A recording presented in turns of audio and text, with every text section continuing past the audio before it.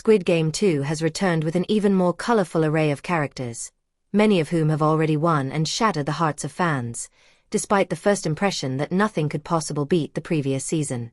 Nevertheless, a specific new Squid Game 2 character has recently become the focus of fan conversation, especially on the Squid Game subreddit, with many fans uniting to value this surprisingly multifaceted character.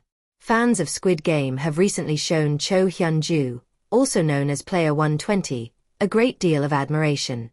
This week, one of the top posts on the show's Reddit page, which was created by u/Apologic, said, "As a trans man, this is the best trans representation I've ever seen." As implied by the post's title, many people have grown to value Hyunju's complex trans representation in Squid Game, which at last provides fans with a truthful portrayal while also transforming Hyunju into a stunningly multifaceted character that goes beyond her trans status. Fans get the trans representation they didn't know they needed in Squid Game 2. Given how conservative Korean society is, this was a brave step for a K-drama as spectacular as Squid Game, even though a trans character would not be unusual in Hollywood.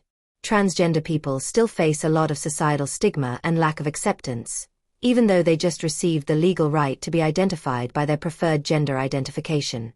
Because of this, transgender representation in Korean culture and media is mostly non-existent. The only significant example outside of Squid Game is Itaewon Class from 2020.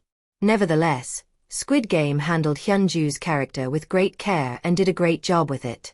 The fact that Hyunju is ultimately a very likable character with a nuanced personality, past, and motives is what the majority of fans appear to value most about her. Although her transgender identity isn't the only aspect of her character, the program still appropriately highlights her episodes of gender dysphoria. Literally a well-rounded, complex, likable, strong, smart, and interesting character who just happened to be trans, says one of the top comments on the Reddit thread above from u/twistoff_, reflecting this exact view. She had many other identifiers and personal qualities to play on, but her gender was only mentioned inasmuch as it affected her life.